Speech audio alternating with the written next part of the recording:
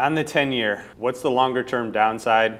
Question specifically is, do you think we can head under 1.50? I mean, all you need is economic gravity to occur. We've been saying this over and over again. The catalyst for cheap to get cheaper, and by the way, the stock market's not cheap. That's ridiculous. The stock market, actually, if you can show, Josephine, if you go to the valuation slide that we have, I might have to lean over here to get it. In the slide deck currently, what we actually do is go through, and this is for those of you that are new to what we do. While I filibuster here, Josephine will probably find the chart. But again, what we try to do is show you in rate of change terms what everything's actually been doing. And if you think about, and I have this slide deck. When I talk about the slide deck, it's an actual slide deck. It's got cartoons and stuff of that ilk in here. But when you actually let's give some people. Let's go to slide 16, Josephine. We'll just kind of roll through these. Since we're doing it for free.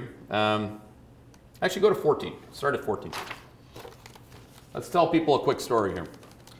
All right. So this is why the 10-year bond yield is going to make all-time lows, or at least why we've thought that it could. And obviously, we've thought this since the Fed's been raising rates, so it was a little more difficult to articulate back then because people are like, oh, bro, look at the chart, bro, breaking out. By the way, if you're buying stocks that were cyclicals, when 2014 corporate profits peaked, see that red dot on the right side?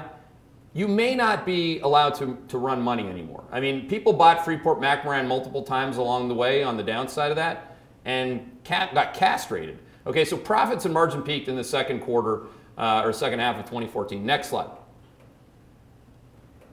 Employment growth peaked. A lot of people still don't understand this, but the rate of change in employment growth peaked in, again, the first quarter of last year. So again, we're past the peak. And 100% of the time, when you roll off the peak, 100% of the time, that's called a good back test, growth has always trended to negative after peaking. Stop it there, print it out, show your friends and foes. Okay? Next slide. Consumption growth peak. Now this is the main problem with the consumer stocks is because, of course, everybody bought them while they were peaking. That was in the first quarter of last year. U.S. consumption growth, that's 70% of GDP. That peaked. So just wait till that's at 1.5%, and then you can tell me what looks cheap. Next slide.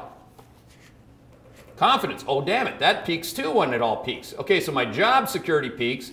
My money, or at least what I thought I had as future income, peaked. Now I just got fired. Now my consumer confidence takes the elevator up during the cycle and then takes the window on the way out. Isn't that fantastic? Are you telling me that the U.S. consumer confidence rolling over and not seeing a bid this entire time has nothing to do with what's actually happened in the cycle?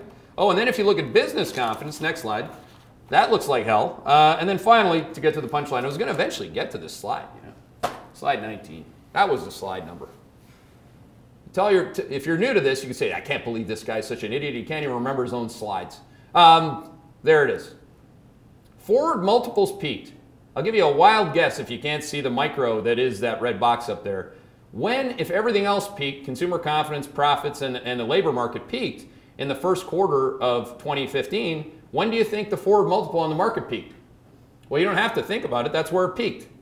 First quarter of last year, you're making a lower higher market multiple, and now people are starting to understand that they shouldn't own, again, peak profits, peak margins, peaks. No, not a good idea.